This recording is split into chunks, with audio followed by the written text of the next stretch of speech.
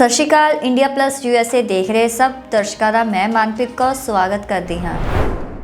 ਫਿਰੋਜ਼ਪੁਰ ਵਿਖੇ PM ਮੋਦੀ ਦੀ rally ਰੱਦ ਹੋਣ ਤੇ ਜਗਜੀਤ ਸਿੰਘ ਡੱਲੇਵਾਲ ਨੇ ਕੀਤੇ ਵੱਡੇ ਖੁਲਾਸੇ। ਮੋਦੀ ਦੀ ਵਾਪਸੀ ਤੋਂ ਬਾਅਦ ਸੋਸ਼ਲ ਮੀਡੀਆ ਤੇ ਸਿੱਖਾਂ ਨੂੰ ਮਾਰਨ ਦੀਆਂ ਧਮਕੀਆਂ ਕਿਸੇ ਅੱਤਵਾਦ ਤੋਂ ਘੱਟ ਨਹੀਂ। ਗਿਆਨੀ ਹਰਪ੍ਰੀਤ ਸਿੰਘ, ਤੁਸੀਂ ਸਿਰਫ BJP ਦੇ ਨਹੀਂ ਸਾਰਿਆਂ ਦੇ ਪ੍ਰਧਾਨ ਹੋ। ਨਵਜੋਤ ਸਿੱਧੂ, छत्तीसगढ़ के मुख्य मंत्री ने प्रधानमंत्री मोदी और भाजपा नाटकों का खुल के किया खुलासा।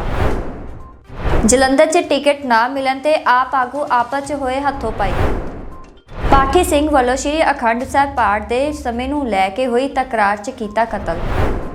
गुरदासपुर विच विआह दौरान लाड़े वालों लड़की के परिवार कोलों कार मंगण ते लड़की के परिवार वालियां ने लाड़ा जम के कुटिया। चंडीगढ़ च BJP के मेयर चुने जान ते भड़के राघव चड्डा किते वड्डे खुलासे। ओमिक्रॉन कारण भारत च 1,40,924 मामले आए सामने, 282 हुई मौतां। सेहत मंत्री सतेंद्र जैन का वड्डा बयान, कहा अज दिल्ली विच 20,000 केस आ सकते हैं। आओ शुरुआत करते हैं अज की इस पहली वड्डी खबर तो। फिरोजपुर विखे PM मोदी की रैली रद्द होने ते जगजीत सिंह डल्लेवाल ने किए वड्डे खुलासे। किसान मजदूर दुकानदार भाइयों, सत श्री अकाल, राम राम। कल जो नरेंद्र मोदी जी की रैली पंजाब के फिरोजपुर डिस्ट्रिक्ट में फिरोजपुर शहर में होने वाली थी, उस रैली के बाद जो भारत के प्रधानमंत्री जी ने जो बात कही कि अपने देश के अपने राज्य के मुख्यमंत्री को धन्यवाद कहना कि हम बचकर वापस आ गए।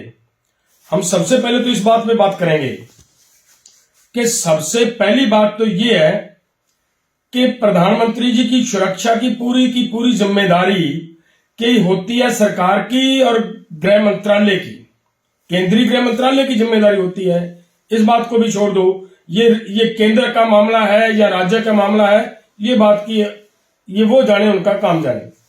हमारा ये कहना है कि जहां से प्रधानमंत्री जी का काफिला वापस हुआ है, वहां पे कोई एक भी प्रदर्शनकारी प्रधानमंत्री जी के काफिले के पास नहीं गया, कोई है ही नहीं वहां पे। यहां पे प्रदर्शन हो रहा था, उससे कुछ किलोमीटर पीछे से प्रधानमंत्री जी वापस चले जाते हैं। तो ये बात कहना कि मैं वहां से बचकर वापस आ गया, ये मुझे लग रहा है कि जितनी बड़ी जिम्मेदारी है प्रधानमंत्री जी की, उतनी बड़ी बात नहीं कही गई। ये अच्छी बात नहीं है।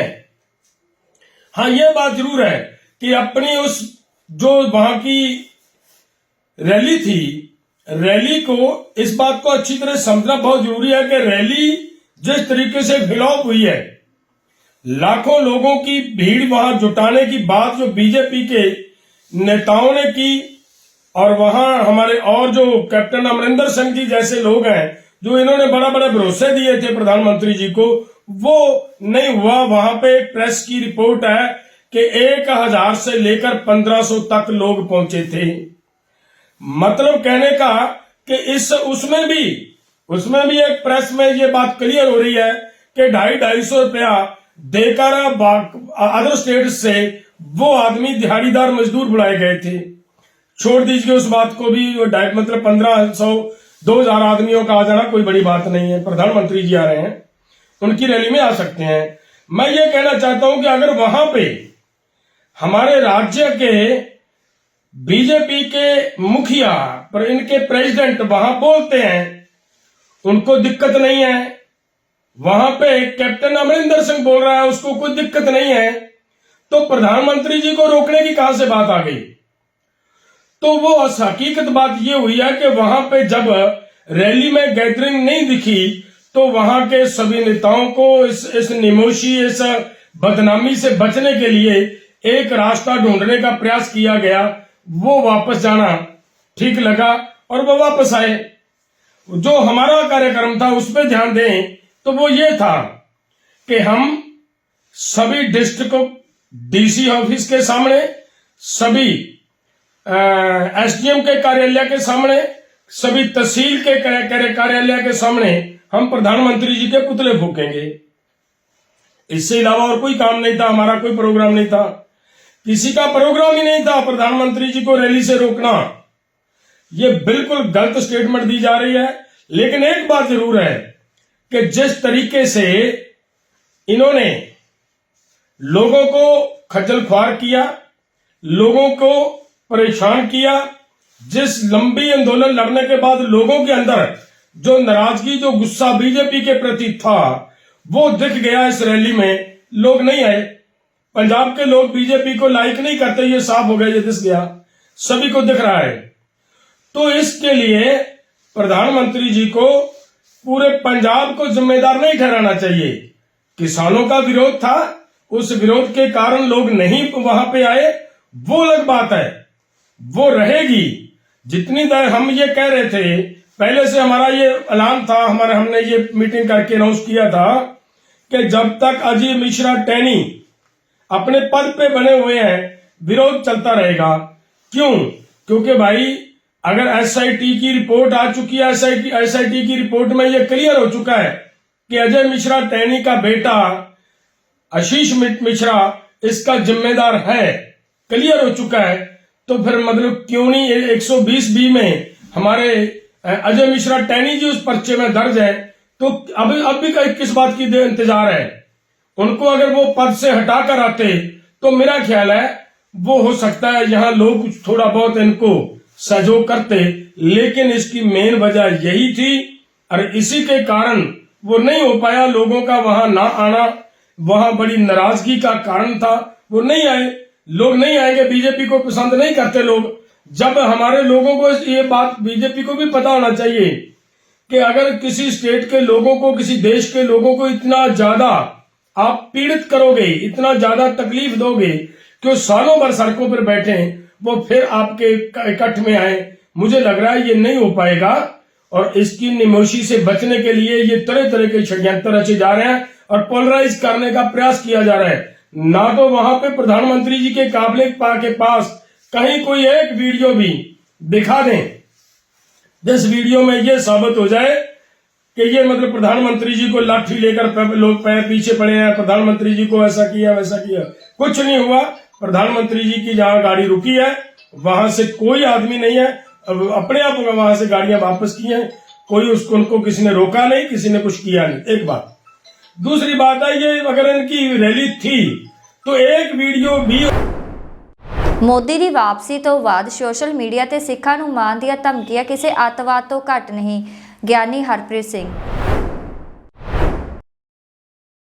ਦੇਖੋ, ਜੋ ਵੀ ਘਟਨਾਕ੍ਰਮ ਹੋਇਆ ਹੈ ਅਸੀਂ ਇਹਨੂੰ ਚੰਗਾ ਨਹੀਂ ਕਹਾਂਗੇ, ਮਾੜਾ ਹੀ ਕਹਾਂਗੇ, ਪਰ ਜੋ ਵੀ ਕੁਝ ਹੋਇਆ ਇਹਦਾ ਕਾਰਨ ਜਿਹੜਾ ਹੈ ਉਹ ਦੋਨੇ ਹੀ ਸਰਕਾਰਾਂ ਦਾ ਤੇ ਸਰਕਾਰ ਦੇ ਅਧਿਕਾਰੀਆਂ ਦਾ, ਚਾਹੇ ਕੇਂਦਰ ਸਰਕਾਰ ਤੇ ਪੰਜਾਬ ਸਰਕਾਰ, ਦੋਨਾਂ ਹੀ ਸਰਕਾਰਾਂ ਦੇ ਆਪਸੀ ਤਾਲਮੇਲ ਦੀ ਕਮੀ ਦੇ ਕਾਰਨ ਹੀ ਹੋਇਆ। ਪਰ ਉਸ ਤੋਂ ਬਾਅਦ ਜਿਹੜਾ ਸੋਸ਼ਲ ਮੀਡੀਆ ਦੇ ਉੱਤੇ ਸਿੱਖਾਂ ਨੂੰ ਨਿਸ਼ਾਨਾ ਬਣਾ ਕੇ ਨਫ਼ਰਤ ਦੀ ਜਿਹੜੇ ਨੇ ਉਹ ਕਮੈਂਟ ਲਿਖੇ ਗਏ ਨੇ, ਇਹ ਬੇਹੱਦ ਮੰਦਭਾਗਾ ਹੈ। ਅਸੀਂ ਟੈਰੋਰਿਜ਼ਮ ਉਸ ਨੂੰ ਕਹਿੰਦੇ ਹਾਂ ਜਦੋਂ ਕੋਈ ਨਿਹੱਥਿਆਂ ਬੇਗੁਨਾਹਾਂ ਨੂੰ ਜਿਹੜਾ ਹੈ ਉਹ ਗੋਲੀਆਂ ਦੇ ਨਾਲ ਭੁੰਨਦਾ ਹੈ ਜਾਂ ਬੰਬਾਂ ਦੇ ਨਾਲ ਉਡਾਉਂਦਾ ਹੈ। ਪਰ ਜਦੋਂ ਕਿਸੇ ਖਾਸ ਫਿਰਕੇ ਨੂੰ ਨਿਸ਼ਾਨਾ ਬਣਾ ਕੇ ਅਪਸ਼ਬਦ ਬੋਲੇ ਜਾਂਦੇ ਨੇ ਤਾਂ ਇਹ ਵੀ ਇੱਕ ਕਿਸਮ ਦਾ ਟੈਰੋਰਿਜ਼ਮ ਹੈ, ਆਤੰਕਵਾਦ ਹੈ, ਅੱਤਵਾਦ ਹੈ। ਔਰ ਹੈਰਾਨੀ ਦੀ ਗੱਲ ਹੈ ਕਿ ਇਸ ਤਰ੍ਹਾਂ ਦਾ ਆਤੰਕ ਫੈਲਾਉਣ ਵਾਲਿਆਂ ਨੂੰ ਬਿਲਕੁਲ ਵੀ ਸਰਕਾਰ ਜਿਹੜੀ ਹੈ ਉਹ ਨਕੇਲ ਨਹੀਂ ਪਾ ਰਹੀ। ਔਰ ਜ਼ਿੰਮੇਵਾਰ ਜਿਹੜੇ ਬੰਦੇ ਨੇ ਜਾਂ ਜ਼ਿੰਮੇਵਾਰ ਜਿਹੜੇ ਪਰਸਨ ਨੇ ਉਹਨਾਂ ਵੱਲੋਂ ਵੀ ਇਸ ਤਰ੍ਹਾਂ ਦੇ ਭੱਦੇ ਕਮੈਂਟ ਕਰਨੇ ਔਰ ਸਮੁੱਚੇ ਸਿੱਖਾਂ ਨੂੰ ਜਿਹੜਾ ਹੈ 1984 ਵਰਗੇ ਜਿਹੜੇ ਹਾਦਸੇ ਜਿਹੜੇ ਆ ਮੁੜ ਵਰਤਣ ਦੀਆਂ ਧਮਕੀਆਂ ਜਿਹੜੀਆਂ ਦੇਣੀਆਂ, ਇਹ ਕਿਸੇ ਵੀ ਢੰਗ ਦੇ ਨਾਲ ਸਹੀ ਨਹੀਂ ਹੈ। ਇਹ ਇੱਕ ਕਿਸਮ ਦਾ ਹੇਟ ਟੈਰੋਰਿਜ਼ਮ ਹੈ। ਭਾਰਤ ਸਰਕਾਰ ਭਾਰਤ ਦੇ ਅੰਦਰ ਵੱਧ ਰਹੇ ਇਸ ਹੇਟ ਟੈਰੋਰਿਜ਼ਮ ਨੂੰ ਨੱਥ ਪਾਏ। ਜਿਸ ਤਰ੍ਹਾਂ ਟੈਰੋਰਿਜ਼ਮ ਦੁਨੀਆ ਵਾਸਤੇ, ਦੇਸ਼ ਵਾਸਤੇ ਮਾੜਾ ਹੈ, ਉਸੇ ਤਰ੍ਹਾਂ ਇਹ ਹੇਟ ਟੈਰੋਰਿਜ਼ਮ ਜਿਹੜਾ ਹੈ ਇਹ ਇਸ ਤੋਂ ਵੀ ਵੱਧ ਘਾਤਕ ਤੇ ਖਤਰਨਾਕ ਹੈ। ਇਹਦੇ ਵਿੱਚ ਜੋ ਵੀ ਕੁਝ ਘਟਨਾਕ੍ਰਮ ਹੋਇਆ ਹੈ ਇਹਦਾ ਸਿੱਖਾਂ ਦੇ ਨਾਲ ਜਿਹੜਾ ਕੋਈ ਸੰਬੰਧ ਨਹੀਂ ਹੈ। ਇਸ ਕਰਕੇ ਇਹ ਨਫ਼ਰਤੀ ਪ੍ਰਚਾਰ ਜਿਹੜਾ ਸੋਸ਼ਲ ਮੀਡੀਆ ਤੇ ਸ਼ੁਰੂ ਹੋਇਆ, ਜਿਹੜੇ ਵੀ ਲੋਕ ਕਰ ਰਹੇ ਨੇ ਇਹਨਾਂ ਦੇ ਖਿਲਾਫ ਜਿਹੜਾ ਹੈ ਉਹ ਦੇਸ਼ ਧਰੋਹ ਦੇ ਮੁਕੱਦਮੇ ਜਿਹੜੇ ਹੈ ਉਹ ਹੋਣੇ ਚਾਹੀਦੇ ਆ। ਵਾਹਿਗੁਰੂ ਜੀ ਕਾ ਖਾਲਸਾ, ਵਾਹਿਗੁਰੂ ਜੀ ਕੀ ਫਤਿਹ। ਤੁਸੀਂ ਸਿਰਫ ਬੀਜੇਪੀ ਦੇ ਨਹੀਂ, ਸਾਰਿਆਂ ਦੇ ਪ੍ਰਧਾਨ ਹੋ। ਨਵਜੋਤ ਸਿੱਧੂ। ਪ੍ਰਧਾਨ ਮੰਤਰੀ ਨਰਿੰਦਰ ਮੋਦੀ ਦੀ ਸੁਰੱਖਿਆ 'ਚ ਲਾਪਰਵਾਹੀ ਮਾਮਲੇ 'ਚ ਕਾਂਗਰਸ ਦੇ ਪੰਜਾਬ ਪ੍ਰਧਾਨ ਨਵਜੋਤ ਸਿੰਘ ਸਿੱਧੂ ਨੇ ਚੰਡੀਗੜ੍ਹ 'ਚ ਪ੍ਰੈਸ ਕਾਨਫਰੰਸ ਕੀਤੀ। ਨਵਜੋਤ ਸਿੱਧੂ ਨੇ ਪ੍ਰਧਾਨ ਮੰਤਰੀ ਨੂੰ ਕਿਹਾ ਕਿ ਤੁਸੀਂ ਸਿਰਫ ਭਾਰਤੀ ਜਨਤਾ ਪਾਰਟੀ ਦੇ ਨਹੀਂ ਸਗੋਂ ਤੋਂ ਸਾਰਿਆਂ ਦੇ ਪ੍ਰਧਾਨ ਹੋ। ਦੇਸ਼ ਦਾ ਹਰ ਬੱਚਾ ਤੁਹਾਡੀ ਜ਼ਿੰਦਗੀ ਦੀ ਕੀਮਤ ਜਾਣਦਾ ਹੈ। ਤੁਹਾਡੀ ਜਾਨ ਨੂੰ ਖਤਰਾ ਦੱਸ ਕੇ ਇਸ ਸੂਬੇ ਦੀ ਪੰਜਾਬੀਅਤ ਦਾ ਅਪਮਾਨ ਨਾ ਕਰੋ। Worker of the Congress Party will fight till their last breath to protect our nation. ਤੇ ਜੇ ਮੈਂ ਇਸੇ ਗੱਲ ਨੂੰ ਹਿੰਦੀ 'ਚ ਦੁਹਰਾਉਣਾ ਚਾਹਾਂ ਕਿਉਂਕਿ ਮੈਂ ਜਾਣਦਾ ਇਹ नेशनल मुद्दा है। प्रधानमंत्री जी आप भारतीय जनता पार्टी के नहीं है। थोड़ी कट कर दो, आवाज बंद कर दो। प्रधानमंत्री जी आप भारतीय जनता पार्टी के ही नहीं है, आप सबके प्रधानमंत्री हैं।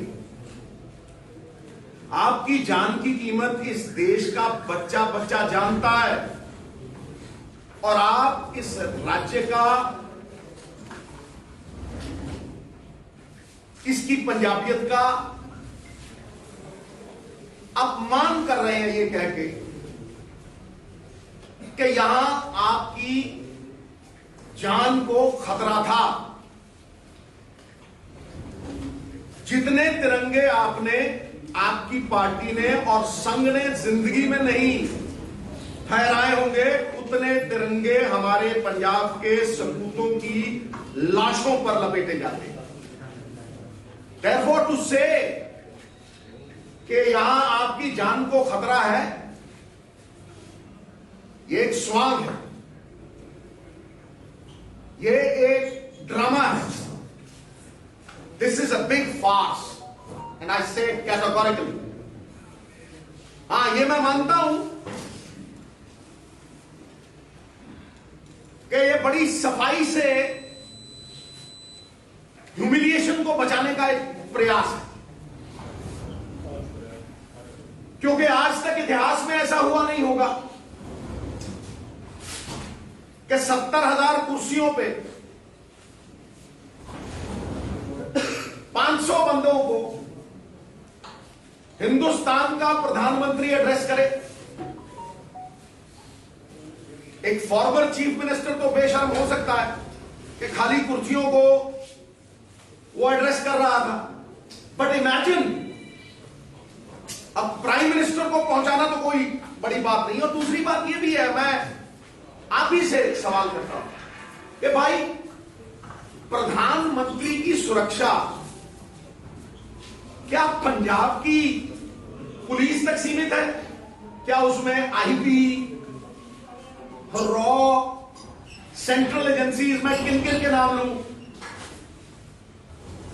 हजारों लोग उसमें लगे होते।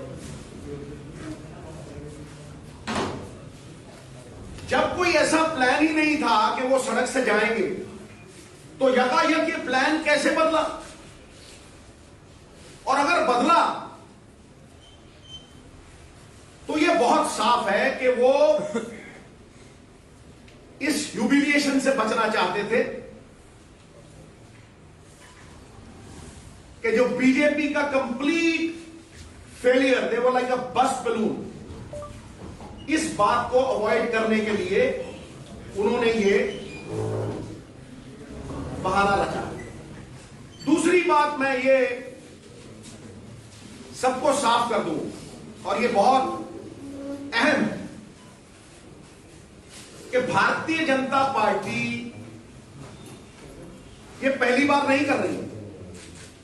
हमारा किसान साल डेढ़ साल दिल्ली की बुरुहों पे अपने हक मांगने के लिए खड़ा रहा। उसे ना तो एमएसपी की बढ़त मिली, आपने उसे कहा था कि इनकम को डबल कर दिए। वो इनकम डबल तो क्या करनी थी, जो उसके पल्ले था आपने वो भी छीन लिया। और वहां आपने हमारी पगड़ी, हमारे किसानों को, जिनकी सफलता को रोका नहीं जा सकता था, आतंकवादी का नाम दिया। खालिस्तानी का नाम दिया, और तो और आपने इन देवता स्वरूप किसानों को मवाली तक कहा, आंदोलन जीवी तक कहा। मैं ये तो मान सकता हूं कि पंजाब में 60% किसान आपके विरोध में तो खड़े हो सकते हैं, पर मैं ये नहीं मान सकता कि उनमें से किसी में भी हिंसा थी, ना दिल्ली में ना यहां। उनमें से एक भी आदमी ऐसा नहीं होगा पंजाब में जिससे आपको जान का खतरा हो। हम पंजाबियत में बंधे हैं, देश प्रेम में बंधे हैं, इसलिए ये कह देना कि आपकी जान को खतरा है, ये पंजाब, पंजाबियत और हम सबके नाम पे काले पोतने का आपका जो प्रयास है, ये सफल नहीं होगा। ਛੱਤੀਸਗੜ੍ਹ ਦੇ ਮੁੱਖ ਮੰਤਰੀ ਨੇ ਪ੍ਰਧਾਨ ਮੰਤਰੀ ਮੋਦੀ ਅਤੇ ਭਾਜਪਾ ਨਾਟਕਾਂ ਦਾ ਖੁੱਲ੍ਹ ਕੇ ਕੀਤਾ ਖੁਲਾਸਾ। शैलेश भाई, घनश्याम राजू जी और सभी हमारे मीडिया के साथीगण, पूरे देश में इस बात की चर्चा चली है कि प्रधानमंत्री की सुरक्षा में चूक हुई। प्रधानमंत्री की सुरक्षा देश के सर्वोच्च प्राथमिकता में, उससे कोई समझौता बिल्कुल ही नहीं होना चाहिए, क्योंकि हम लोगों ने इतिहास में हम देखें, हमने प्रधानमंत्री खोए हैं और इसलिए लगातार प्रधानमंत्री के, राष्ट्रपति के, वीवीआईपी के सुरक्षा में लगातार समीक्षा भी होती रही है, उसमें सुधार करते गए हैं। प्रधानमंत्री देश के प्रधानमंत्री हैं और उसके लिए सुरक्षा में बिल्कुल ही चूक नहीं होनी चाहिए, हम सब चाहते भी हैं और मानते भी हैं और होना भी चाहिए। लेकिन जिस प्रकार से घटनाक्रम घटी और जिस प्रकार से बयानबाजी हो रहे हैं, चाहे वो केंद्रीय मंत्रियों के द्वारा हो, चाहे भारतीय जनता पार्टी के नेताओं के द्वारा हो, और जिस प्रकार से मीडिया में सारी बातें आ रही हैं, तो सबसे पहली बात यह है, जब प्रधानमंत्री जी कार्यक्रम बनाए प्रधानमंत्री कार्यालय ने और भारतीय जनता पार्टी के प्रदेश इकाई ने, तो सबसे पहली बात यह है कि मौसम को क्यों नहीं देखा गया। आज तो रायपुर में आप देखना चाहें तो 7 दिन 8 दिन पहले आप मौसम के बारे में आप मोबाइल में देख सकते हैं कि पानी गिरने वाला है कि नहीं है, बदली होगी कि नहीं होगी, मौसम साफ रहेगा नहीं रहेगा। तो क्या प्रधानमंत्री कार्यालय ने मौसम के बारे में जानकारी नहीं ली थी जब कार्यक्रम बनाए? जब दिल्ली से फ्लाई किए तब भी क्या आपको मौसम की जानकारी नहीं थी? क्या आप भटिंडा आए तब आपको मौसम की जानकारी हुई?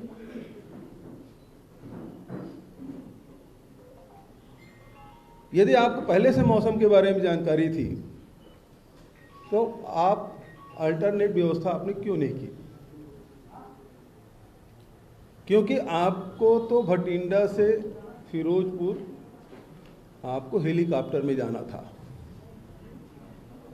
बाय रोड तो कंटिजेंसी था।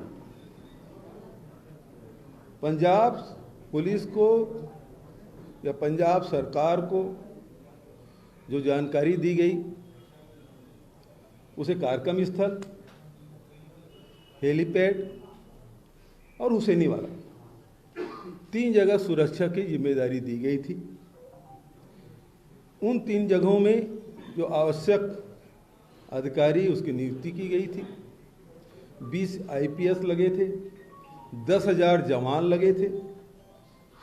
तो तीनों जगह सुरक्षा देने की जिम्मेदारी राज्य सरकार की थी और उन्होंने किया। अचानक एयरपोर्ट में आप कहते हैं हम बाई रोड जाएंगे, और बाई रोड आप 100 किलोमीटर चले भी गए। अभी तक कोई प्रधानमंत्री 130-140 किलोमीटर बाई रोड गया? खुद भी कभी 140 मीटर गए? कार्यक्रम से लौटते वक्त जरूर अभी पिछले दिनों कानपुर से लखनऊ आप गए थे, जब कार्यक्रम समाप्त हो गया तब। कार्यक्रम में जाते वक्त तो कभी नहीं गए। और फिर एक कंटिजेंसी था, तो उस समय क्या बताया था कि आपको सैनिटाइज करना था, उसको पूरे रोड को कवर करना था। क्या ये आपके आईबी के फेल्योर नहीं है? आपके आईबी, सीबीआई, आपके पास तो सुरक्षा के बहुत सारे एजेंसी हैं, वो क्या कर रहे थे? आपने उस पर क्या कार्रवाई की? और प्रधानमंत्री किस प्रकार से कार्यक्रम कैसे बना दिया आपने? जब मौसम खराब है तो प्रधानमंत्री की जान को आप जोखिम में डाल देंगे। आप कैंसिल भी कर सकते थे। ऐसी कौन सी आफत आ पड़ी थी कि कार्यक्रम होना ही जरूरी था? मौसम खराब है, बहुत सारे कार्यक्रम कैंसिल होते हैं। अभी कोरोना के कारण से सारे कार्यक्रम कैंसिल हो गए उत्तर प्रदेश में। योगी आदित्यनाथ जी ने कैंसिल कर दिया, प्रियंका जी ने कैंसिल कर दिया, सारे लोग कैंसिल कर रहे हैं। आप क्यों कर रहे हैं?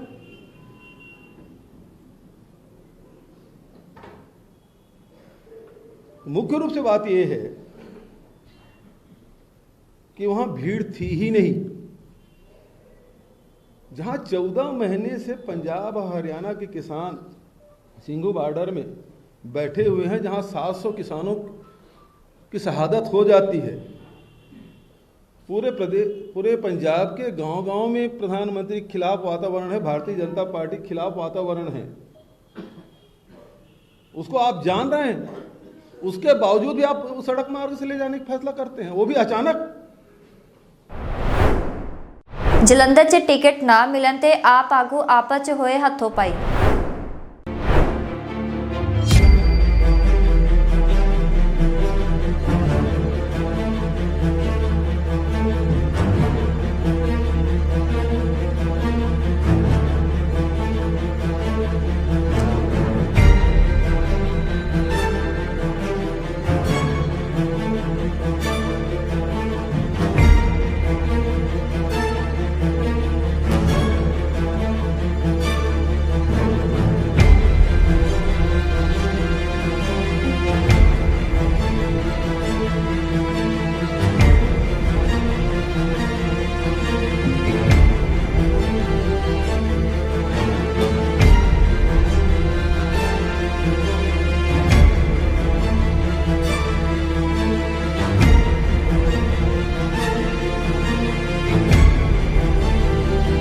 ਆਮ ਆਦਮੀ ਪਾਰਟੀ ਟਿਕਟਾਂ ਦੀ ਵੰਡ ਨੂੰ ਲੈ ਕੇ ਪੁਰਾਣੇ ਆਗੂਆਂ ਤੇ ਵਲੰਟੀਅਰ ਅੰਦਰ ਬਗਾਵਤ ਫੈਲ ਗਈ ਹੈ। ਸੈਂਟਰਲ ਹਲਕੇ ਤੋਂ ਅੱਜ ਆਪ ਵੱਲੋਂ ਰਮਨ ਅਰੋੜਾ ਨੂੰ ਉਮੀਦਵਾਰ ਐਲਾਨ ਦਿੱਤਾ ਗਿਆ ਹੈ। ਇਸ ਉਪਰੰਤ ਜਦੋਂ ਰਾਘਵ ਚੱਡਾ ਨੇ ਪ੍ਰੈਸ ਕਾਨਫਰੰਸ ਲਈ ਆਉਣ ਦਾ ਪਤਾ ਲੱਗਾ ਤਾਂ ਪਿਛਲੀ ਵਾਰ ਇੱਥੋਂ ਚੋਣ ਲੜੇ ਤੇ ਸੀਨੀਅਰ ਪਾਰਟੀ ਆਗੂ ਡਾਕਟਰ ਸੰਜੀਵ ਸ਼ਰਮਾ ਦੇ ਹੱਕ 'ਚ ਡਾਕਟਰ ਸ਼ਿਵ ਦਿਆਲ ਮਾਲੀ, ਲਖਵੀਰ ਸਿੰਘ ਲੱਖਾ, ਡਾਕਟਰ ਪ੍ਰਭਾਕਰ ਤੇ ਦੱਤਾ ਦੀ ਅਗਵਾਈ ਹੇਠ ਪ੍ਰੈਸ ਕਲੱਬ ਚੌਂਕ ਤੇ ਕਾਲੀਆਂ ਪੱਟੀਆਂ ਬੰਨ੍ਹ ਕੇ ਕਾਲੀਆਂ ਝੰਡੀਆਂ ਲੈ ਕੇ ਪੁੱਜ ਗਏ। ਪਾਰਟੀ ਦੇ ਫੈਸਲੇ ਤੋਂ ਨਾਰਾਜ਼ ਆਪ ਦੇ ਆਗੂਆਂ ਨੇ ਹਾਈ ਕਮਾਨ ਦੇ ਟਿਕਟਾਂ ਦੀ ਵੰਡ ਕਰਨ ਦੇ ਫੈਸਲੇ ਦਾ ਵਿਰੋਧ ਕਰਦਿਆਂ ਆਪ ਪੰਜਾਬ ਦੇ ਸਹਿ ਇੰਚਾਰਜ ਰਾਘਵ ਚੱਡਾ ਤੇ ਉਮੀਦਵਾਰ ਐਲਾਨੇ ਗਏ ਰਮਨ ਅਰੋੜਾ ਖਿਲਾਫ ਜ਼ੋਰਦਾਰ ਨਾਅਰੇਬਾਜ਼ੀ ਕੀਤੀ ਹੈ। ਜਦੋਂ ਰਾਘਵ ਚੱਡਾ ਤੇ ਪਾਰਟੀ ਸ਼ਾਮਲ ਹੋਣ ਵਾਲੇ ਕੁਝ ਆਗੂ ਉੱਥੇ ਪੁੱਜੇ ਤਾਂ ਨਾਰਾਜ਼ ਆਗੂਆਂ ਨੇ ਉਹਨਾਂ ਨੂੰ ਕਾਲੀਆਂ ਝੰਡੀਆਂ ਦਿਖਾਈਆਂ ਤੇ ਰਾਘਵ ਚੱਡਾ ਵਾਪਸ ਜਾਓ ਦੇ ਨਾਅਰੇ ਲਾਏ। ਕੁਝ ਨੇ ਰਾਘਵ ਚੱਡਾ ਦੀ ਗੱਡੀ ਅੱਗੇ ਪੁੱਜਣ ਦੀ ਕੋਸ਼ਿਸ਼ ਕੀਤੀ ਪਰ ਉਹਨਾਂ ਨੇ ਆਪਣੀ ਗੱਡੀ ਤੇਜ਼ ਕਰਕੇ ਅੱਗੇ ਲੰਘਾ ਲਈ। ਕੁਝ ਦੇਰ ਬਾਅਦ ਰਾਘਵ ਚੱਡਾ ਮੁੜ ਪ੍ਰੈਸ ਕਲੱਬ ਪੁੱਜੇ ਤੇ ਪ੍ਰੈਸ ਕਾਨਫਰੰਸ ਕੀਤੀ। ਇਸ ਦੌਰਾਨ ਨਾਰਥ ਵੈਸਟ, ਸੈਂਟਰਲ ਤੇ ਜਲੰਧਰ ਕੈਂਟ ਹਲਕੇ ਨਾਲ ਸੰਬੰਧਿਤ 250 ਤੋਂ 300 ਦੇ ਕਰੀਬ ਨਾਰਾਜ਼ ਆਗੂ ਪ੍ਰੈਸ ਕਲੱਬ ਦੇ ਅੰਦਰ ਪੁੱਜ ਕੇ ਜ਼ੋਰਦਾਰ ਨਾਅਰੇਬਾਜ਼ੀ ਕਰਨ ਲੱਗ ਪਏ। ਪਾਠੀ ਸਿੰਘ ਵੱਲੋਂ ਸ਼੍ਰੀ ਅਖੰਡ ਸਾਹਿਬ ਪਾਠ ਦੇ ਸਮੇਂ ਨੂੰ ਲੈ ਕੇ ਹੋਈ ਤਕਰਾਰ 'ਚ ਕੀਤਾ ਕਤਲ। ਬਟਾਲਾ ਨੇੜੇ ਪਿੰਡ ਦਬਾਵਲੀ ਵਿੱਚ ਦੋ ਪਾਠੀ ਸਿੰਘਾਂ ਵੱਲੋਂ ਕਿਸੇ ਦੇ ਘਰ ਚੱਲ ਰਹੇ ਸ੍ਰੀ ਅਖੰਡ ਸਾਹਿਬ ਦੇ ਪਾਠ 'ਚ ਸਮੇਂ ਅਤੇ ਡਿਊਟੀ ਕਰਨ ਦੀ ਤਕਰਾਰ ਇੰਨੀ ਵੱਧ ਗਈ ਕਿ ਇੱਕ ਪਾਠੀ ਸਿੰਘ ਨੇ ਆਪਣੇ ਸਾਥੀ ਪਾਠੀ ਸਿੰਘ ਤੇ ਤੇਜ਼ਧਾਰ ਹਥਿਆਰਾਂ ਨਾਲ ਵਾਰ ਕਰ ਉਸ ਦਾ ਕਤਲ ਕਰ ਦਿੱਤਾ। ਉਧਰ ਪੁਲਿਸ ਵੱਲੋਂ ਮ੍ਰਿਤਕ ਦੀ ਲਾਸ਼ ਦਾ ਪੋਸਟਮਾਰਟਮ ਬਟਾਲਾ ਹਸਪਤਾਲ 'ਚ ਕਰਵਾਇਆ ਜਾ ਰਿਹਾ ਹੈ ਅਤੇ ਕਤਲ ਦਾ ਮਾਮਲਾ ਦਰਜ ਕਰ ਅਗਲੀ ਕਾਨੂੰਨੀ ਕਾਰਵਾਈ ਸ਼ੁਰੂ ਕਰ ਦਿੱਤੀ ਗਈ ਹੈ। ਭਾਜੀ ਕਹਿਣਾ ਉਹੀ ਚਾਹਾਂਗੇ ਜੀ, ਸਾਡੇ ਫੁੱਫੜ ਜੀ ਨੇ, ਇਹਨਾਂ ਦੇ ਡੈਡੀ ਜੀ ਨੇ, ਤੇ ਇੱਥੇ ਲੜੀਵਾਲ ਪਾਠ ਚੱਲਦਾ ਪਿਆ ਸੀ ਤਾਬਾਂ ਵਾਲੀ, ਤੇ ਡਿਊਟੀ ਤੇ ਇੱਥੋਂ 15 ਦਿਨ ਹੋ ਗਏ ਨੇ ਇੱਥੇ ਰਹਿ ਰਹੇ ਨੇ, ਤੇ ਡਿਊਟੀ ਤੇ ਥੋੜੀ ਬਹੁਤੀ ਬਹਿਸਬਾਜ਼ੀ ਹੋਈ ਹੈ ਇੱਕ ਗ੍ਰੰਥੀ ਸਿੰਘ ਨਾਲ। ਬੰਟੀ ਇੱਥੋਂ ਦਾ ਰਹਿਣ ਵਾਲਾ ਨਾਲ ਹੀ ਡੇਰਾ ਜੀ ਉਹਨਾਂ ਦਾ, ਤੇ ਬਹਿਸਬਾਜ਼ੀ ਹੋਈ ਉਹਨਾਂ ਦੀ, ਤੇ ਆਹ ਡਿਊਟੀ ਤੇ ਆਉਂਦੇ ਆ ਉਹਨਾਂ ਦੀ ਹਵੇਲੀ ਚੋਂ ਨਿਕਲ ਕੇ ਤੇ ਰੋਡ ਤੇ ਆਏ ਨੇ, ਤੇ ਉਹਨੇ ਤੇਜ਼ਧਾਰ ਹਥਿਆਰਾਂ ਨਾਲ ਇਹਨਾਂ ਦਾ ਮਗਰੋਂ ਕਤਲ ਕਰ ਦਿੱਤਾ ਜੀ। ਤੁਸੀਂ ਹੁਣ ਕੀ ਚਾਹੁੰਦੇ ਜੇ? ਅਸੀਂ ਆਹੀ ਚਾਹੁੰਦੇ ਜੀ ਹਾਂਜੀ ਤੇ ਬਣਦੀ ਕਾਰਵਾਈ ਕਰੇ, ਤੁਹਾਨੂੰ ਇਨਸਾਫ ਚਾਹੀਦਾ ਜੀ। ਅੱਜ ਸੁਬਾਹ ਪਿੰਡ ਦਾਬਾਂ ਵਾਲੀ ਕਲਾਂ ਦੇ ਸਰਪੰਚ ਵੱਲੋਂ ਫੋਨ ਤੇ ਇਤਲਾਹ ਦਿੱਤੀ ਗਈ ਕਿ ਉਹਨਾਂ ਦੇ ਪਿੰਡ ਦੇ ਡੇਰੇ ਅਵਤਾਰ ਸਿੰਘ ਦੇ, ਜਿਨ੍ਹਾਂ ਦੇ ਘਰੇ ਅਖੰਡ ਪਾਠ ਸਾਹਿਬ ਲੜੀਵਾਰ ਚੱਲ ਰਿਹਾ ਸੀਗੇ, ਉੱਥੇ ਸ਼ਮੀਰ ਸਿੰਘ ਪੁੱਤਰ ਬਚਨ ਸਿੰਘ ਵਾਸੀ ਦਲੇਲਪੁਰ, ਉਹ ਵੀ ਗ੍ਰੰਥੀ ਸਿੰਘ ਦੀ ਡਿਊਟੀ ਨਿਭਾ ਰਿਹਾ ਸੀ, ਤੇ ਦੂਸਰਾ ਲਖਵੀਰ ਸਿੰਘ ਵਾਸੀ ਦਾਬਾ ਵਾਲੀ ਕਲਾਂ। ਇਹਨਾਂ ਦਰਮਿਆਨ ਡਿਊਟੀ ਦੇ ਸਮੇਂ ਦੀ ਜਿਹੜੀ ਆਪਸ ਵਿੱਚ ਬਹਿਸਬਾਜ਼ੀ ਤੋਂ ਬਾਅਦ ਲਖਵੀਰ ਸਿੰਘ ਨੇ ਤੇਜ਼ਧਾਰ ਹਥਿਆਰਾਂ ਨਾਲ ਕਸ਼ਮੀਰ ਸਿੰਘ ਦਾ ਕਤਲ ਕਰ ਦਿੱਤਾ। ਇਤਲਾਹ ਮਿਲਣ ਤੇ ਮੌਕੇ ਤੇ ਆਏ ਹਾਂ, ਪੁਲਿਸ ਪਾਰਟੀ ਨਾਲ ਬਣਦੀ ਕਾਰਵਾਈ ਕੀਤੀ। ਗੁਰਦਾਸਪੁਰ ਵਿੱਚ ਵਿਆਹ ਦੌਰਾਨ ਲਾੜੇ ਵੱਲੋਂ ਲੜਕੀ ਦੇ ਪਰਿਵਾਰ ਕੋਲੋਂ ਕਾਰ ਮੰਗਣ ਤੇ ਲੜਕੀ ਦੇ ਪਰਿਵਾਰ ਵਾਲਿਆਂ ਨੇ ਲਾੜਾ ਜੰਮ ਕੇ ਕੁੱਟਿਆ।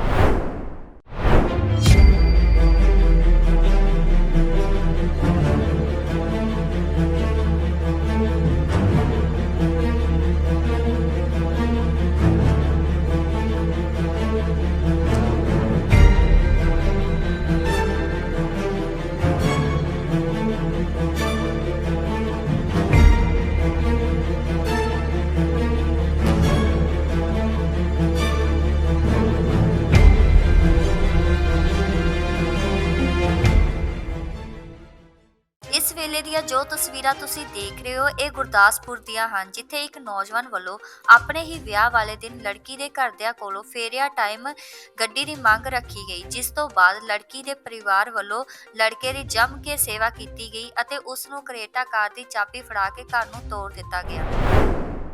ਚੰਡੀਗੜ੍ਹ 'ਚ ਬੀਜੇਪੀ ਦੇ ਮੇਅਰ ਚੁਣੇ ਜਾਣ ਤੇ ਭੜਕੇ ਰਾਘਵ ਚੱਡਾ, ਕੀਤੇ ਵੱਡੇ ਖੁਲਾਸੇ। मिलने अगर मन में चोर नहीं है, अगर कोई गलत काम नहीं करा तो बाहर आके तो मिल ले।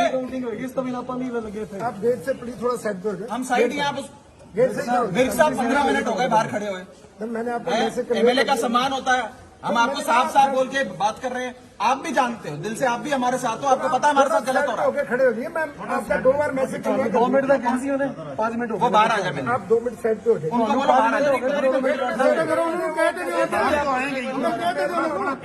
या तो वो आ जाए या हमें जाने दें, अंदर छोटी की बात तो आएंगे थोड़ा, हम 2 मिनट थोड़ी करेंगे। काम करो, जब बीजेपी का 5 साल के लिए मेयर बना दोगे, 10 साल के लिए बना दोगे, गिरफ्तार कर लो। बस ठीक है, गिरफ्तार कर लो, अंदर जाओ, आप 2 मिनट वेट करना। 2 मिनट हो गए, 2 मिनट हो गए, अरेस्ट करो, अंदर डाल दो। सरना जाती हो रही है, सरना जाती हो रही है, सब गिरफ्तार कर लो, गल खत्म है। 2 चेक कम कर, 2 मिनट से करके 22 मिनट हो गई। आओ जी, वी आर रेडी, तो 2 चेक कम कर, we are ready to give arrest. ਤੁਹਾਡੀ ਵੀ ਤਾਂ ਪਾਬੰਦੀ ਹੈ ਕਾਨੂੰਨ ਦਾ, ਤੁਸੀਂ ਵੀ ਤਾਂ ਕੁਝ ਪਾਲਨ करना है। ਇਹ ਕਿਹੜਾ ਕਾਨੂੰਨ ਹੈ? इतना बड़ा अफसर हो गया कि बाहर नहीं आएगा मिलने, हैं? इतना बड़ा अफसर है कोई? मेयर की अगर डिप्टी मेयर और 1-2 और रहती है, मैं कह रहा हूँ सारा प्रोसेस विशिएटेड है, सारा प्रोसेस विशिएटेड है।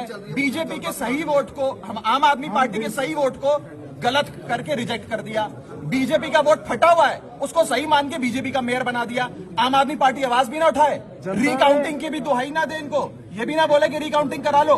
इतना बड़ा अफसर है ये, और बाहर आके नहीं मिल रहा। इसने पैसे लिए बीजेपी से। 14 सीटें आम आदमी पार्टी को दी ने, 12 सीटें वाला मेयर नहीं बनेगा। या तो पैसे लेके बैठा है बीजेपी से, बाहर नहीं आता। बाहर क्यों नहीं आता ये? इनको फ्री हो जाने दो। फ्री नहीं होते, ड्रामे कर रहे हो, समझ नहीं आ रही। बैठा लो, और ड्रामे कर रहे हैं, मिलना नहीं चाह रहा, बहाने मार रहे हैं। चड्डा साहब आखिर हो की रहा बड़े सवाल ने। विर्क साहब, आप भी जानते हैं कि बहुमत हमारे साथ है, मत हमारे साथ है। आज चंडीगढ़ में मेयर का चुनाव है और आज के चुनाव में आंकड़ा, समर्थन, लोगों का प्यार, विश्वास और वोट और आंकड़ों की ताकत आम आदमी पार्टी के पास थी। लेकिन पूरे प्रशासन ने मिलकर भारतीय जनता पार्टी को जिताने का काम किया। आम आदमी पार्टी के पक्ष में 14 वोट थे, बीजेपी के पक्ष में 12 वोट थे। जाहिर तौर पे मेयर हमारा बनना चाहिए। इस चुनाव में बहुमत का आंकड़ा नहीं चाहिए होता कि 35 फुल मेंबर्स हैं तो आपको 18 चाहिए। इसमें first pass the post system चलता है, यानी कि जिसके ज्यादा वोट उसका मेयर। लेकिन भारतीय जनता पार्टी ने हर संभव कोशिश करी अपना मेयर बनाने की। सबसे पहले उन्होंने कांग्रेस के लोगों के साथ बात करके एक हिडन अलायंस बीजेपी और कांग्रेस ने कर लिया और कांग्रेस ने अपने एक आदमी को पाला बदलने को कहा और उसने कांग्रेस को छोड़कर बीजेपी को ज्वाइन कर लिया। यानी कि आम आदमी पार्टी का आंकड़ा 14, बीजेपी का 12 था। एक कांग्रेस के नेता ने ज्वाइन कर लिया, उन्हें उनका अलायंस हो गया, तो इनका हो गया 13, 14 और 13। इसमें भी हमारा मेयर बनना चाहिए। इसके बाद बीजेपी ने अपने एक एमपी चंडीगढ़ के जो हैं उनको बुला लिया कि आप भी वोट डालो। काउंसलर के चुनाव में एमपी से वोट पड़वाया जो कानूनी तौर पे नहीं होता, लेकिन अपने वोट उन्होंने 14 कर लिए, हमारे वोट भी 14 होंगे। और कांग्रेस के लोगों से बात कर बाकी लोगों को एब्सटेन करवा दिया कि बहुमत का आंकड़ा भी और हाउस की स्ट्रेंथ भी घट जाए। तो आम आदमी पार्टी के भी 14 और कांग्रेस बीजेपी के भी 14, कांग्रेस बीजेपी के मिलके। इस स्थिति के अंदर सिक्का उछाल के फैसला किया जाता है कि टाई हो गया मैच, अब सिक्का उछाल के तय करेंगे कि किसका मेयर बनेगा। प्रशासन ने पूरी वोटिंग की प्रक्रिया खत्म होने के बाद जब देखा कि आम आदमी पार्टी और बीजेपी दोनों के 14 हो गए, तो जानबूझकर आम आदमी पार्टी का एक वोट निकालकर उसे फाड़ कर कहा हम इसे रिजेक्ट करते हैं, जिसमें पीछे पूरी ड्राइंग बनी हुई थी। जो इनवैलिड करार देना चाहिए था उसको सही ठहराते हुए भारतीय जनता पार्टी का आंकड़ा 14 कर दिया, हमारा 13 कर दिया और भाजपा का मेयर बना दिया। इससे पहले कि हम ऑब्जेक्शन रेस करते, शोर मचाते, बात करते, रिकाउंटिंग की दुहाई लगाते, उन्होंने भारतीय जनता पार्टी का मेयर बना दिया। और अब हम पिछले आधे घंटे से, मेरे साथ हमारे एमएलए विनय मिश्रा जी हैं, जरनैल सिंह जी हैं, हम सब लोग पिछले आधे घंटे से डीसी के दफ्तर के बाहर खड़े हैं कि डीसी साहब हमसे मिले, आप इलेक्शन करा रहे हैं, आपकी जिम्मेदारी है कि फ्री एंड फेयर इलेक्शन हो। लेकिन डीसी साहब पिछले आधे घंटे से इन एमएलए से, हम 3 एमएलए से मिलने के लिए बाहर नहीं आ रहे। हमारी पूरी चंडीगढ़ यूनिट यहाँ खड़ी है, चंडीगढ़ यूनिट की इलेक्शन इंचार्ज, चंडीगढ़ यूनिट के प्रेसिडेंट, सेक्रेटरी, जनरल सेक्रेटरी सब खड़े हैं, लेकिन ये डीसी बाहर नहीं आ रहा। इतना बड़ा अफसर हो गया डीसी कि आम आदमी पार्टी के एमएलए और पूरे ऑफिस बियरर्स खड़े हैं, लेकिन डीसी साहब बाहर नहीं आ रहे।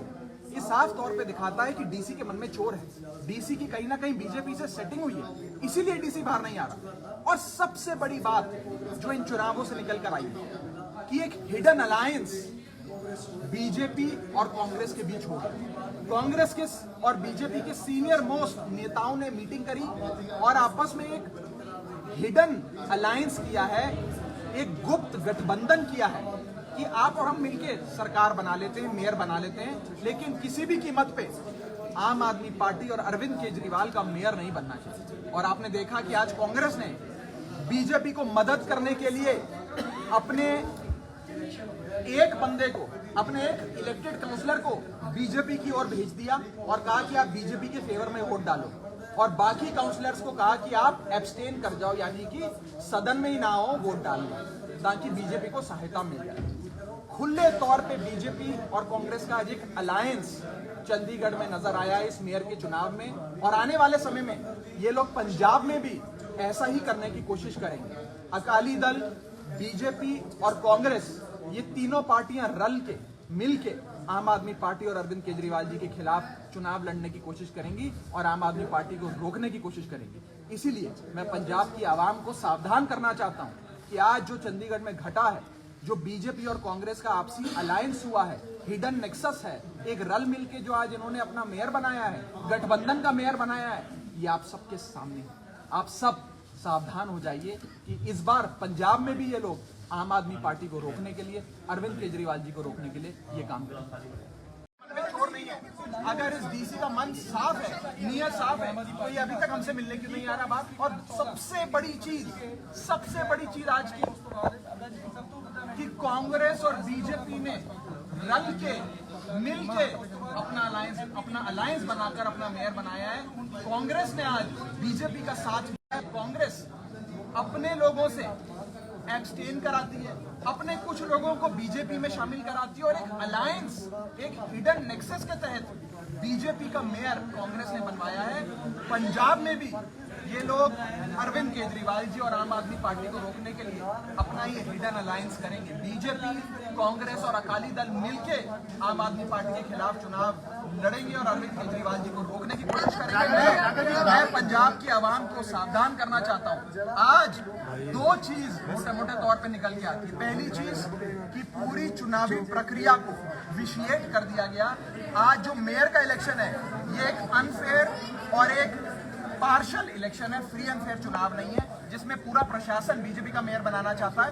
और दूसरा सबसे बड़ा कंक्लूजन आज का वो ये है कि कांग्रेस और बीजेपी ने एक हिडन अलायंस करके, एक गुप्त गठबंधन करके अपना मेयर यहाँ बनाया ताकि आम आदमी पार्टी टेक्निकल सवाल है। 14 वोटें जो थी बिल्कुल साफ थी, 14 आम आदमी पार्टी के पास थी और 14 ही बीजेपी के पास थी। एक जो इनवैलिड जो वोट है, एक आम आदमी पार्टी की एक वोट जो है इनवैलिड हुई, जिस वजह से बीजेपी का जो मेयर है इलेक्टेड हुआ। और जब वो मतलब उसके बाद आम आदमी के जो काउंसलर थे उन्होंने तोड़फोड़ की है। उसके बाद आपके जो प्रेसिडेंट थे प्रेम गर्ग जी वो हाउस में घुस गए हैं। मैं बता देता हूँ जी, सुनो मेरी बात, आपको मैं पूरा प्रोसेस बता देता हूँ, ध्यान से सुनना। आम आदमी पार्टी के पास 14 का आंकड़ा है, भारतीय जनता पार्टी के पास 12 का आंकड़ा था। भारतीय जनता पार्टी और कांग्रेस की अलायंस हुई तो कांग्रेस ने अपना एक काउंसलर बीजेपी के पाले में भेज दिया, तो हमारा हो गया 14, बीजेपी का हो गया 13, 14 एंड 13। अगर ये वोटिंग होती तो आम आदमी पार्टी का मेयर बनता। इन्होंने पहले तो अपने वोटों को 14 कर लिया। इन्होंने अपने चंडीगढ़ के मेंबर ऑफ पार्लियामेंट किरण खेर जी को बुला लिया, जो कानूनी तौर पे वोट नहीं डाल सकती। नहीं, पहले वो डालते रहे हैं, पहले डालते रहे हैं। मेरी बात सुन, उनको बुला लिया और अपना आंकड़ा 14 कर लिया। तो आम आदमी पार्टी का भी 14, भारतीय जनता पार्टी के 12 जीते, एक कांग्रेस ने उन्हें एक्सपोर्ट कर दिया, अपना बनता उनका अलायंस हो गया, और एक किरण खेर जी आ गई। तो 14 वर्सेस 14। इस सूरत के अंदर मेयर का चुनाव सिक्का उछाल के किया जाता है कि सिक्का उछालेगा और जो उस सिक्के से फैसला होगा कि इस साल हमारा मेयर बनेगा कि उनका बनेगा। ठीक है, या अगर फ्री एंड फेयर इलेक्शन होता तो पहले तो भाजपा के खेमे में 13 वोट्स और आम आदमी पार्टी के खेमे में 14 पड़ने चाहिए। चलो कोई बात नहीं, इन्होंने अपने एमपी बुला लिए, 14 हो गए, तो फिर सिक्का उछाल के फैसला करना चाहिए। जब 14 हो गए तो इन्होंने क्या किया, आम आदमी पार्टी का एक वोट निकाला और कहा अरे ये तो थोड़ा सा फटा हुआ है, इसको रिजेक्ट कर देते हैं। और कांग्रेस का, बीजेपी का एक फटे हुए वोट को, जिसपे पीछे पूरी ड्राइंग बनी हुई है, जो कानूनी तौर पर रिजेक्ट होना चाहिए था, उसे वैलिड ठहराकर उनका आंकड़ा 14 कर दिया, हमारा 13 कर दिया, और मिनटों में सर्टिफिकेट मेयर का बीजेपी को पकड़ाकर कहा आपका मेयर बन गया। सरेआम धक्का, धोखा, फरेब आम आदमी पार्टी के साथ हो रहा है। और एक बड़ा जो एक कंक्लूजन इससे निकल रहा है कि ये रल के मिलके कांग्रेस और बीजेपी इलेक्शन लड़ रहे हैं, इनका नेक्सस चल रहा है और ये नेक्सस के तहत इलेक्शन। यहाँ सवाल ये है, इसका तो हम कोर्ट जा सकते हैं कि डीसी के पास विरोध दर्ज कर सकते थे, और आगे विरोध करने का बड़े तरीके हैं। वो तोड़फोड़ करने का, हाउस में तोड़फोड़ करने का तो कोई मतलब कि आम आदमी पार्टी के जो पार्षद है, मैं पिछले किसी भी तरीके से आप जायज नहीं कह सकते। जी, मैं पिछले आधे घंटे से डीसी दफ्तर के बाहर खड़ा हूँ।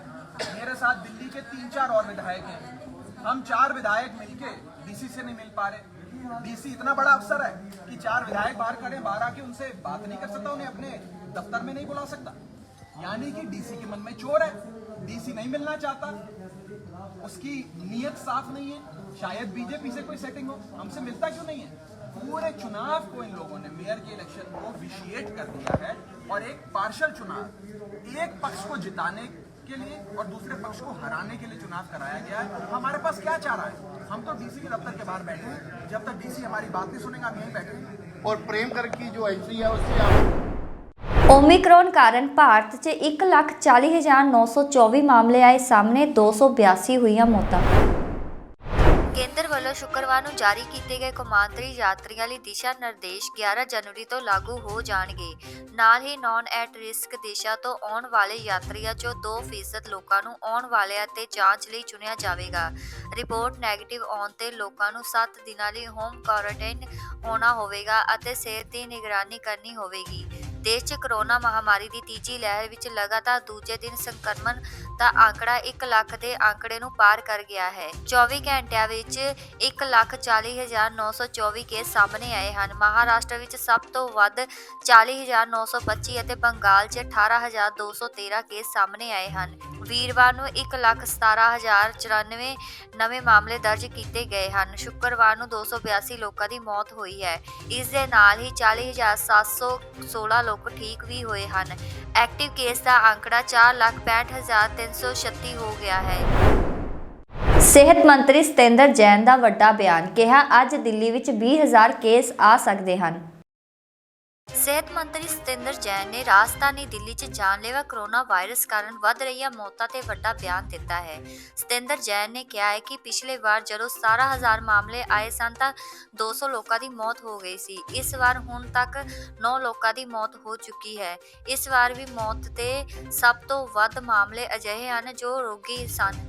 ਇਸ ਦੌਰਾਨ ਜਦੋਂ ਸਿਹਤ ਮੰਤਰੀ ਸਤਿੰਦਰ ਜੈਨ ਨੂੰ ਪੁੱਛਿਆ ਗਿਆ ਹੈ ਕਿ ਡਬਲ ਡੋਜ਼ ਵੈਕਸੀਨ ਲੈਣ ਵਾਲੇ ਲੋਕ ਵੀ ਮਰ ਰਹੇ ਹਨ, ਇਸ ਤੇ ਸਤਿੰਦਰ ਜੈਨ ਨੇ ਦੱਸਿਆ ਹੈ ਕਿ ਦਿੱਲੀ 'ਚ 100% ਲੋਕਾਂ ਨੂੰ ਪਹਿਲੀ ਡੋਜ਼ ਵੈਕਸੀਨ ਮਿਲ ਚੁੱਕੀ ਹੈ, ਜਦਕਿ 75% ਲੋਕ ਦੂਜੀ ਖੁਰਾਕ ਵੀ ਲੈ ਚੁੱਕੇ ਹਨ। ਅਜਿਹੀ ਸਥਿਤੀ ਵਿੱਚ ਜ਼ਿਆਦਾਤਰ ਲੋਕ ਵੈਕਸੀਨੇਡ ਹਨ। हॉस्पिटल में जो ऑक्यूपेंसी है, टोटल बेड ऑक्यूपाइड थे 1390 और जो अवेलेबल बेड थे 13,300, मतलब लगभग 10% बेड ऑक्यूपाइड है। 90% बेड्स अभी भी हॉस्पिटल में अवेलेबल है हमारे पास। एक्टिव जो पेशेंट है 39,873, यानी 40,000, लगभग 40,000 पेशेंट एक्टिव थे।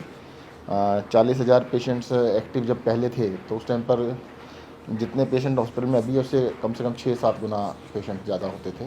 तो इस बार ही थोड़ा सा एडमिशन्स कम है, सीवियरिटी कम है।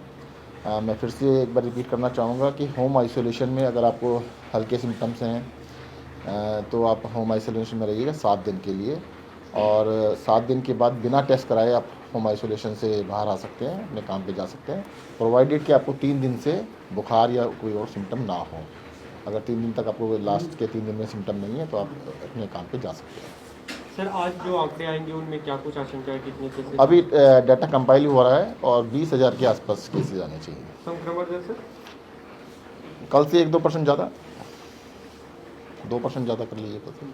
सर, हेल्थ केयर वर्कर्स में जो लगातार संक्रमण बढ़ रहा है, कई हॉस्पिटल अब मना भी कर तकरीबन रहे 1000 हेल्थ केयर वर्कर्स बताए जा रहे हैं जो कोविड पॉजिटिव हैं, दिल्ली और केंद्र सरकार दोनों की मिलाकर हॉस्पिटल्स में। देखिए, जब कोरोना सब में फैल रहा है तो वहाँ पर भी होगा, और उनको मतलब सब ज़्यादातर होम आइसोलेशन में ज़्यादातर लोग हैं, और अभी वो अलार्मिंग सिचुएशन नहीं कह सकते कि बहुत ज़्यादा केसेज हैं। 1,000 दिल्ली के अंदर जो हेल्थ केयर वर्कर्स हैं उनका नंबर कई लाख में आता है। अगर हमारे बुलेटिन में भी आप देखेंगे तो हेल्थ केयर वर्कर ही 2 लाख से ज़्यादा है। व्यवस्था पे कोई फर्क नहीं पड़ने वाला? नहीं, हम कर लेंगे, कोई दिक्कत नहीं है। We are well prepared. Delhi सरकार ने पूरी तरह से तैयारियां की है और हमने बहुत ज़्यादा केसेस को मानते हुए तैयारियां की हुई हैं। सर, दिल्ली सरकार ने एक योजना शुरू की थी, हेल्थ असिस्टेंट तैयार किए जा रहे थे 5,000, तो क्या वो इस वेब के लिए तैयार हैं? हाँ, बिल्कुल तैयार हैं। जहाँ भी ज़रूरत पड़ेगी उनको भी यूज़ किया जाएगा। उनकी ट्रेनिंग ये सब पूरी हो चुकी है? ट्रेनिंग पूरी हो चुकी है। किस तरह के काम लेंगे सर उनसे आप? हेल्थ मतलब नर्सिंग असिस्टेंट कह लीजिएगा उनको, हेल्थ असिस्टेंट कह लीजिएगा। जो कोरोना के अंदर देखो जो केयर है ना, मैं आपको बता देता हूँ, हॉस्पिटल के अंदर बहुत सिंपल प्रोटोकॉल होता है। बाकी बीमारियों के अंदर ऑपरेशन होना है तो बहुत सारी टीमें चाहिए होती है, बहुत तरह तरह के डॉक्टर्स चाहिए होते हैं, बहुत तरह के लोग चाहिए होते हैं। इसके अंदर बहुत सिंपल प्रोटोकॉल होता है, बहुत ही सिंपल तरीके से बहुत कम स्टाफ की आवश्यकता होती है। उनको बेसिक चीज़ें सारी सिखाई गई हैं, जो पेशेंट केयर की चीज़ें होती हैं सारी सिखाई गई हैं। सर, ऑन मंडे डीडीएमए की एक मीटिंग हो रही है, सो एजेंडा में लिखा है कि red alert will be on the table. So any more restrictions expected, sir? What is your assessment? देखिएगा, वहाँ पर जो भी होगा वो मीटिंग के बाद ही बताया जा सकता है। परंतु मैं आपको थोड़ा सा ये कहता हूँ कि पिछली बारी में और इस बारी में बहुत बड़ा फ़र्क है। जो लास्ट वेव आई थी, डेल्टा वेव आई थी, जब उसमें 17,000 केसेस जिस दिन आए थे तो एडमिशन 2,500 थे। अब 17,000 केसेस आए तो एडमिशन 200-300 हैं, तो admissions are very less and very few as compare to last wave. और अभी भी इसमें एडमिशन्स में भी एक इशू ये है कि काफ़ी सारे पेशेंट ऐसे जो दूसरी बीमारियों का इलाज कराने के लिए अस्पताल में गए, वो पॉजिटिव कहलाए, तो वो इंक्लूड है इसके अंदर। सर, लेकिन जो भी चर्चा हो सकती है, क्या कुछ उस समय क्या, जैसे 2 दिन बाद ही मीटिंग है, केसेस जिस तरह से बढ़ रहे हैं उस समय 23-24 हज़ार केस हो सकते हैं, तो उसको लेकर क्या कुछ और पाबंदियां लगनी चाहिए? ऐसे कयास लगाने की जरूरत है। दिल्ली ने पाबंदियां बहुत सारी ऑलरेडी लगाई है, अब वीकेंड कर्फ्यू भी लगाया है, इसका भी इफेक्ट देखिएगा। दिल्ली सरकार ने पहले देखिए देश के अंदर सबसे पहले सारे इंस्टीट्यूशन बंद किए, जिम्स बंद किए, सिनेमा हॉल बंद किए, मॉल्स, शॉपिंग कॉम्प्लेक्स, शॉप्स को इवन ऑड किया, तो मतलब बहुत सारे रेस्ट्रिक्शन ऑलरेडी लगा दी हैं हमने, और इसके ऊपर देखते हैं जो धीरे धीरे असर भी आएगा। कोविड कंप्लायंट बिहेवियर पिछले 3 दिन से बहुत अच्छा देखने को मिल रहा है। 100% लोग अब मास्क लगा रहे हैं। मैं तो फिर से आपके माध्यम से जनता से कहना चाहूँगा, देखो लॉकडाउन का दूसरा रूप जो है 2 साल में हमने सीखा है, अब फेस मास्क लगाइए, फेस को लॉक कर लीजिएगा, घर से बाहर निकले, तो लॉकडाउन यही है। अगर 100% लोग इसको मान लें तो वो लॉकडाउन जैसे ज़्यादा फ़ायदा देगा।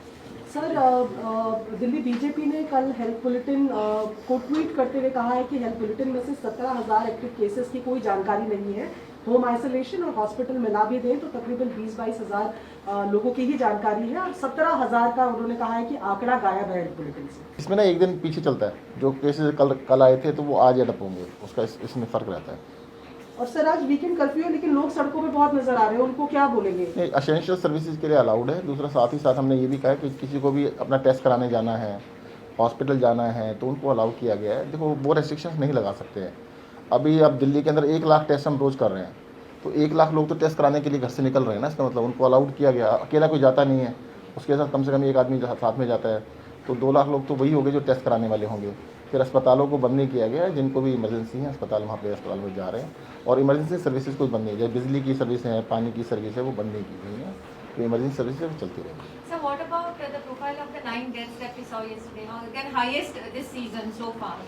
देखो अभी ना, आप इसको नंबर्स को देखिएगा। पिछली बारी जब 17,000 केसेस थे तो तब डेथ 200 से ऊपर थी, तो इस बारी 9 है। 9 में भी देखो सबसे ज़्यादा डेथ वो आ रही है कि जिनको कोमॉर्बिड मतलब किसी और बीमारी।